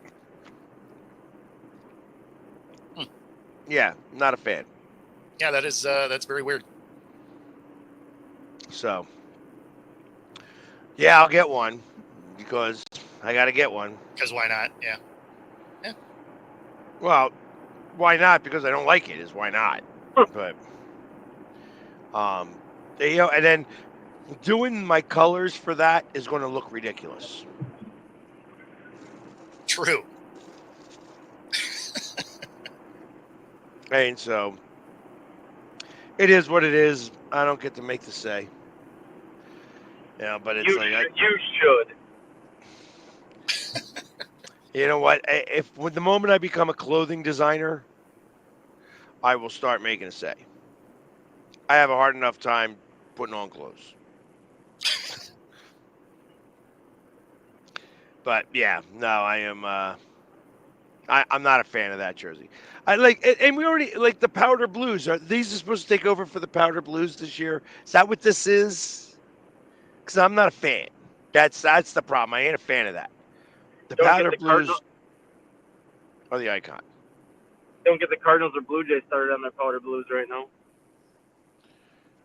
Why? Because Fanatics was making the powder blues like they were for all the other jerseys, and they did not make enough powder blue jerseys for either the Cardinals or the Blue Jays, so they can't get their jerseys until mid-June. Oh, I love that. That's They made awesome. enough. They made enough pants.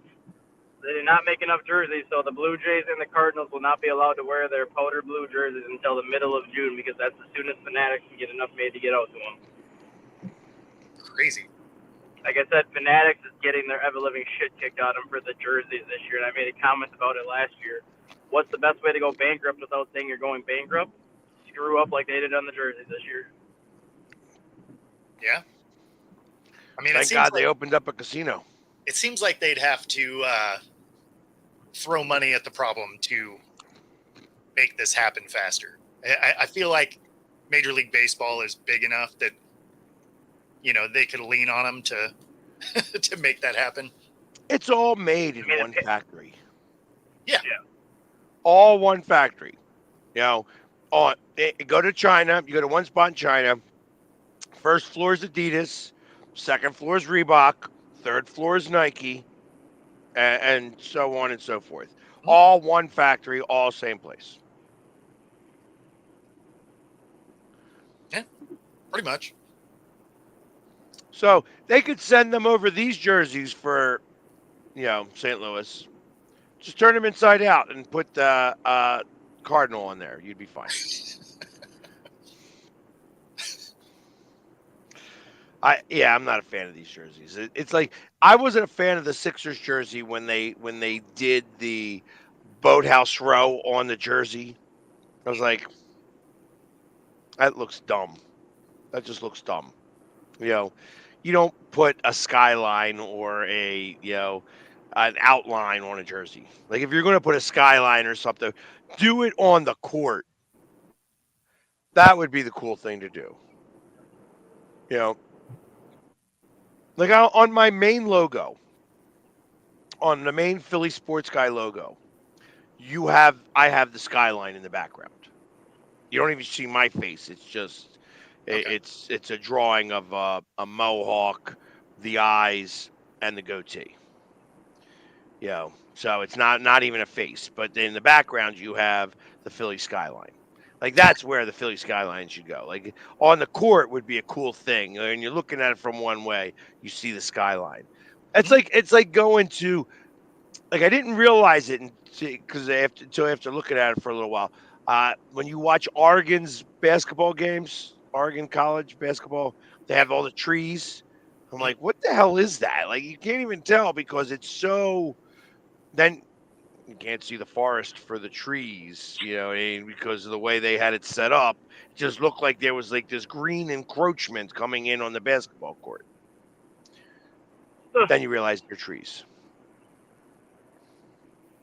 So, you know what I want to see? What I really want to see Major League Baseball do? Because Major League Baseball came out with the City Connects, like 4 years ago now? Something like that? And then they have that players only weekend where the players can kind of put whatever name they want on the back of the jerseys just for that weekend. That's why it's called the players only weekend. I want to see Major League Baseball come out with a throwback jersey weekend where all the teams wear like throwback jerseys all weekend.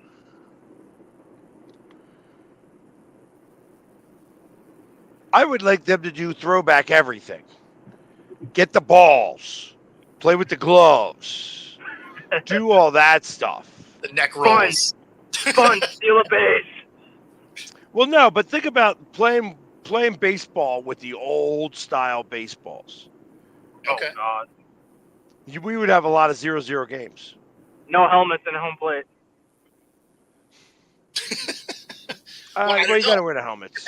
Depends on how old you want to go.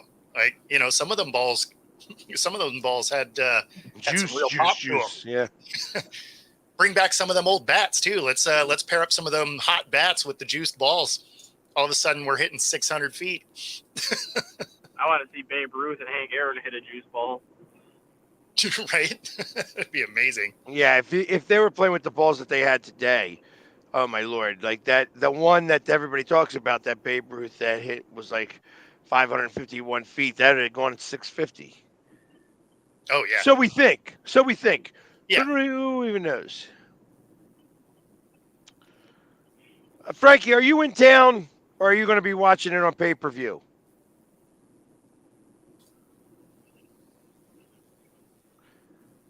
WrestleMania is in town tonight. They're doing the Hall of Fame. Yep. Am I going to it? I am 50-50 on it. I'll be honest. I'm so far out. Like I mean, I feel like I would have to be painted up for this, but I have no idea how to paint up for wrestling. Like I could do like the Ultimate Warrior, but I don't have an Ultimate Warrior outfit. I mean, Yeah, all I you mean- need is all you need is shirtless. Yeah, I ain't taking my shirt off either. You know, I Why could don't do you- it. I could do it, but I'd have to get airbrushed so that the definitions showed a little bit better. You know, like right now, I've been letting myself go for a couple days. I mean, So you could paint your face like gold dust, or you could paint Well, your face like. so that was what I thought of, like that I was going to do gold and just have like white in here and up top. Or go Sting with the trench coat. I don't have a trench coat, Oh. and I'm not going to go buy one for this. Yeah, I'm not a blonde. I'm not a blonde hair either. You think that this is blonde? I bleach my dark hair, and I'm not interested in going. Woo! All night. Yeah, just not. All night. You know, I like the Road Warriors maybe.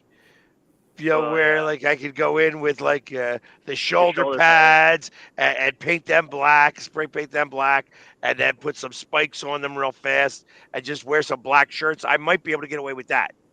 Black shirts, black pants, black boots, right? Like that's about the only thing I could do. And then I'd have to figure out how to paint my face, like silver and black. That would be the only thing I could think of. It's silver and black, and they did red and black for a while too. I like red and black better, except that would be really dark. You know, but I could do it. Silver You know and what black would be- would probably be better. You know what would be a great match to see? Jason Kelsey getting in the ring with Pat McAfee. Yeah, I mean, So I'd I've watch heard that. I'd watch. I've that. heard that a couple times. I'm They've not. been trying to get. I'm not a wrestling fan, and I would watch that. Well, they've been trying to get Jason Kelsey to be part of WrestleMania, which obviously is in Philadelphia. You're going to try to get him to be there. Pat McAfee usually has something that he does. He's for here. He's here WrestleMania. he's at the Philadelphia Convention Center right now. Yeah, so he usually does something in WrestleMania. Like, I don't know if it's usually a match or something else, but he's usually involved. But I'm like, if you get Jason Kelsey involved, just get Pat McAfee and Jason Kelsey in the middle of the ring and have a drinking contest. I mean, sure. Actually, do that and Stone Stone out there, Cold. too. Exactly. Yep. That would be some great television right there for WrestleMania. Who can do it fastest? Who could chug a beer fastest? I don't know. You know what? I could see that anytime. Just go down to, to his charity event and they have a drinking contest. So he won't be resting. Yeah, Pat McAfee's getting old. Is kind of what he's doing. And since he got fired from ESPN, he needs the money. He doesn't want to get hurt. Did he get fired or did he leave? I heard he was let go. Okay. I So thought that- he left. I thought he left after the whole Aaron Rodgers fiasco thing, You where know- he basically kicked Rodgers off his show and said he wasn't allowed on the show no more. To be fair, it felt like it lasted longer than I thought it was gonna. I understand that. I mean, it as soon as it was announced that he was supposed to be going, I was like, wow, that doesn't seem like that's going to work well with his show. Well, It just seemed like it was going to rub people the wrong way. well, yeah, and plus he curses too much. Well, that's what I mean, right? Like, one, they're going to have to edit things out of his show all the time because there's no way those guys are just going to randomly not do it. And then they're going to limit who can be on it. Other shows are going to be mad because they devoted a ton of money to him in a time where they were firing a bunch of talent. Like, it seemed like that was doomed from the jump. And so it really felt like it lasted longer than really what I thought it was going to. Well, and now it's done. And ESPN, you can pick up our show. We are much cheaper. Absolutely. And Much cheaper. Save a lot of money picking up our show. So much. NFL Network could do the same. They just let some people go too. Following hey, ESPN. You know, the thing I like about it though is it really breathes life into personal podcasts. So I appreciate these big networks firing a bunch of people because it helps shows like ours stay on. well, Well, I then my tell you- question. Go ahead. So you just said that NFL Network let go a bunch of people. Yeah. So I don't watch NFL Network as much now as I used to when it first became a thing. Sure. But has Good Morning Football always stopped like as soon as the Super Bowl's over? Because for some reason I thought like when NFL Network first became a thing, that Good Morning Football was always on like throughout the offseason. And now all of a sudden you're watching it and all they're doing now is just showing old Super Bowl games from the time slot that show would be on. Yeah. So Good Morning Football lost another host.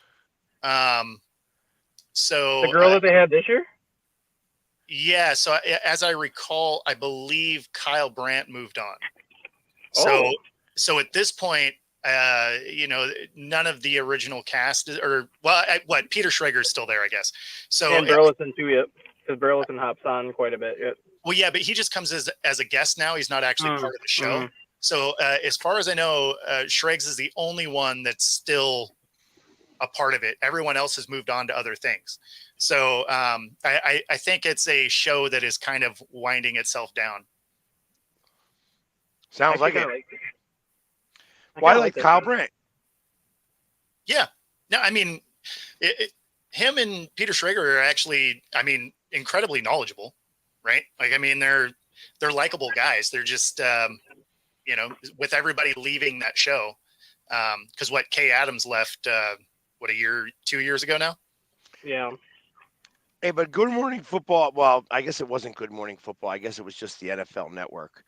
I mean, they helped me get further on the map when I supposedly asked out Rachel Bonanetta at the draft. I know you guys saw that, right? Back in the day. I didn't. I did not know.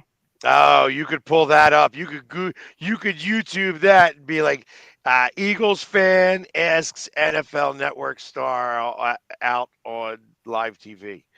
I mean, hey, you miss 100% of shots you don't take. That's what most of the comments came from. That was like, I don't think she expected it to go as viral as it did. Sure. But ultimately it was an act. It was like a game, and she asked me, like, out of everybody, like when I go to these drafts, I mean, I'm not trying to pat myself on the back or anything, but I love these. I own these drafts. These drafts are like mine. And I have so much energy. I love hanging out with the people. It's such a great time. I am like over the moon. So she saw this and she asked me, she goes, you're like amazing. Do you want to be in a bit with me? And I'm like, yeah. Sure. And like even all the camera guys were like, this is the guy you want. Like I'm just that guy.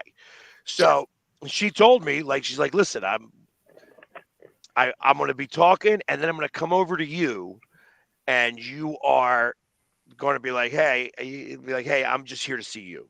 Like, out of all the things. Oh, so this is the direction I get. Like, I'm just here to see you. I'm going to give you $5 and you're going to leave. Okay. So literally she was paying me to say that I was there to see her. That's kind of what the gist was supposed to be. Okay. The problem is that I actually know how to act a little bit. And I'm like, okay. So I'm like, we're doing this. Let's do this. Well, that's exactly it. I'm like, the fans have been amazing. The players have been great. But I'm really here to see you. and she's like, wow, thanks. Here you go. And gives me like the money. And I walk out of the scene and that's it. And then she goes and finishes her bit. Oh, fine. And it was hysterical. But everybody was like, did that just really happen? Did he just hit on her on live TV? And it went viral. It went like, like I think the only place you could find it now is some other source that picked it up and picked up that whole video and does a play-by-play on it. But it was a great video. Again, something that was only in there for 15 seconds, but I nailed it.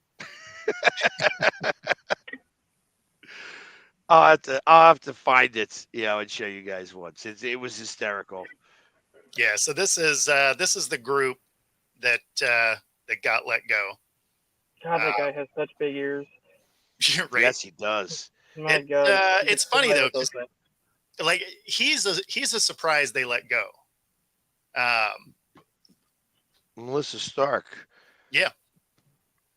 No, I mean it's surprising some of the people they decided to move on from. Yeah, I don't know, but it just seems like all these networks, like ESPN and NFL Network, even MLB Network, it just seems like when a show gets popular, and when like people start gravitating to that show because of the hosts that are on it, that they feel like, oh, we're just gonna get rid of these hosts now just to prove that this show can make it without them. appreciate you hitting the like button. That helps us keep bringing content to you. So if you're watching on any of our respective channels, be sure to like and subscribe. Yeah, especially to my YouTube. Go to my YouTube. Damn, I'm having a hard time trying to grab. Like, man, growing YouTube's a grind. It is. It is so tough. Like, I'm happy now. I just looked. I was like, wow, I got 100 new followers in the last little while. It's been such a fight to get to. I'm at, I think, 2,200. You guys want to grow on YouTube? You got to give Blippi a call. Blippi? Yeah, I was like, who is that? He is. So he used to be. It's gonna sound like he's a pedophile, but he's not. So let me just clarify that right away. The guy was a nuclear physicist in the military for like 7 years. So he's like a smart, like super smart human. As soon as he got out of the military, he basically created this super high-pitched voiced kids character that wears like suspenders and like nerdy clothes and like one of those hats that has like a little wing on top of it, like the helicopter cap type thing. I mean, you're really not selling this guy.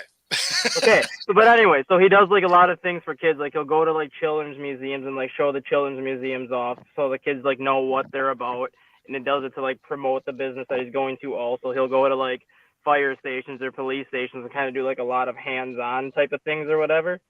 The guy makes $42,000 a day on YouTube for how many subscribers he has on YouTube and how much his videos are played. So not only does he have the YouTube, but he's got his own series on Netflix now. He's got his own series on Disney Plus now. He's got his own series on Hulu now. He makes $42,000 a day off of YouTube. God bless him. Yeah. If he Now, I wants wish I could do the long content. That's the problem. The long content I do is here. Well, his videos are only 20 minutes long. Yeah, I mean, one of the bigger things, especially for YouTube today, is shorts. Like their algorithm is geared towards shorts. But it's not. But you don't gain followers from shorts. No, you can, but I mean, it's funny because, like on my channel, I actually get solid viewer hours. I just don't have the subscribes, and it's like, you guys are killing me. You're watching anyway. Just hit that subscribe button. Help a guy out. Yeah, but I'm gonna. In fact, one of the sponsors that I'm talking to, we're going to start doing something that pushes my YouTube. So I would try to push Twitter. The problem is that Twitter is so negative. I can't operate in that type of medium. Yeah, it can be. You definitely have to do some work to keep it kind of a positive area. I mean, but if I wanted to get on there and bitch about something, I know that all of a sudden I'd probably grow tremendously. Sure. Like, all I got to do is just be like, I don't know about you guys, but I don't like this Phillies uniform. The problem is that the Phillies would hear about it. They would. Yeah. So I wouldn't be surprised if they hear about the fact that I just said it. I don't like it here. Yeah, You know I mean, they're not watching this show. But I mean, at the end of the day, it can be helpful, kind of like we talked about earlier. It helped me get on camera today because Comcast originally said 3 to 4 weeks to get somebody out. and we were having a conversation on Twitter, and then I got a text saying we were 5 minutes from your house. So, sometimes it does help things move along. Maybe. Everybody knows about Blippi now. I So we think. do. Yeah, I think a Bluebee, and that's If you have kids, you would know about this show. I have kids. I don't know about the show, Yeah. but I do know about Mr. Beast. Mr. Beast is great. Unspeakable is great. I have not heard about Unspeakable. I have no Unspeakable kids, Nate. so I know about none of these. Unspeakable Nate, the kid that made $15 million playing Minecraft as a 15-year-old.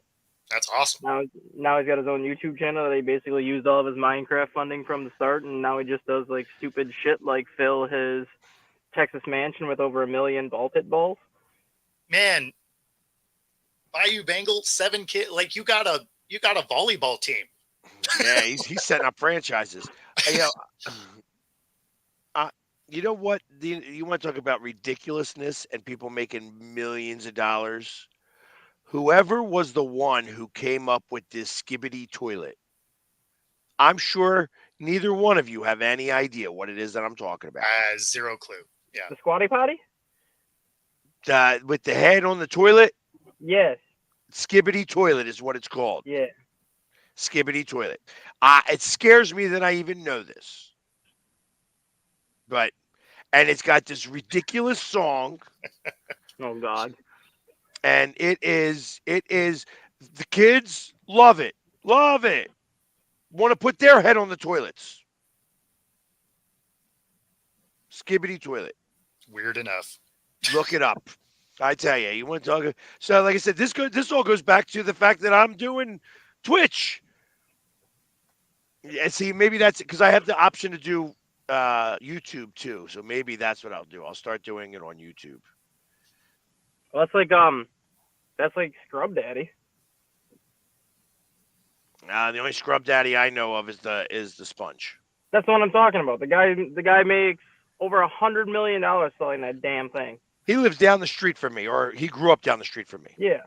How the hell did you think that thing was going to work as well as it did? Oh, I'll take this thing on Shark Tank and thinking Lori Grenier will put it on the Home Shopping Network for 24 hours, and now I'm the richest person that's ever been on Shark Tank. God bless him. And Rob, thanks for sending that to me. That will definitely get cut and edited on Monday's show.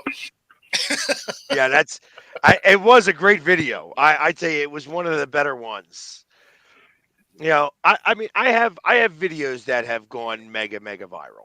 And it's ridiculous because, I mean, the first one that went mega viral was just because I put myself out there, and it was like announcing your plans to God.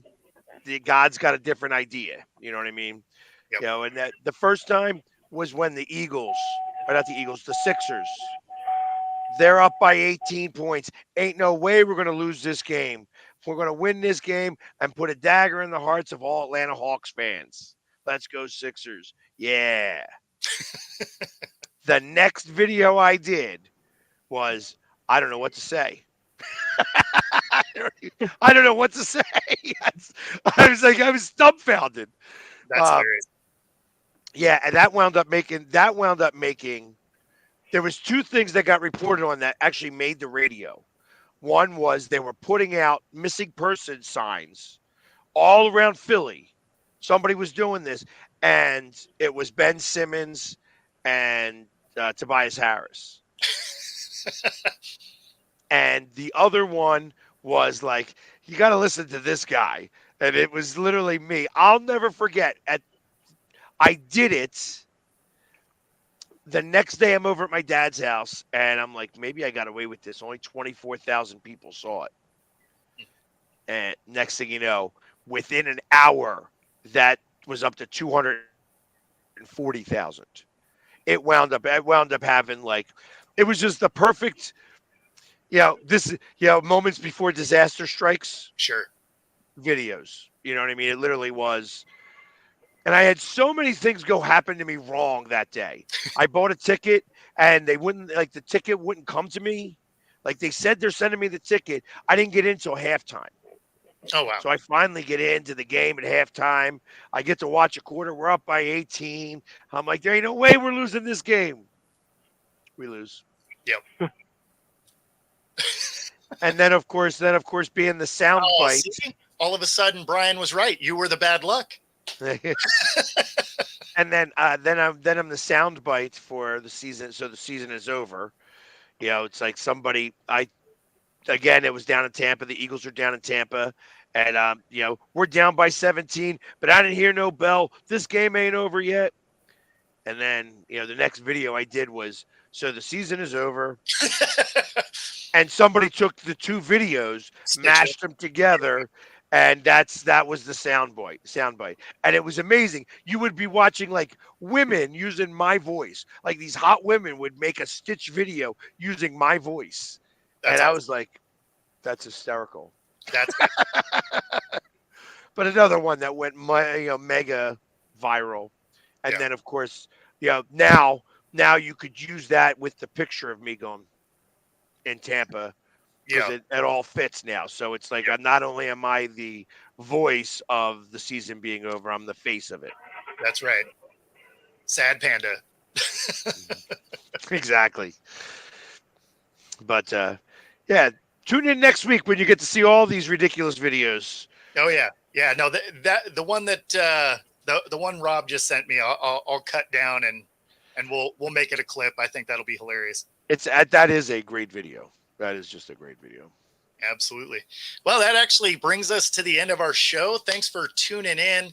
It's nice to be back on camera. And of course, in theory, we will have McLovin back for Monday morning. So looking forward to that. Hopefully, he's finally healing up where he's not quite in as much pain. So that's great to hear. And hopefully we have a Jay sighting Monday morning. Awesome. Perfect. Well, I'm looking forward to it. I'm already excited. I'm all ready to get on that ring this weekend, and maybe you'll see me as the new WWE star after this weekend. Who knows? Hey, that would be pretty amazing. That'd give definitely some awesome content for the morning. That would be. I was gonna go to the midget wrestling last night, but I didn't. I would have had some footage about that. I'm like, hey, give me a. That would have been amazing. Yeah, but not this time. Well, right on. Other than that, let everybody get back to their day. Have a great weekend, guys. Take care, guys.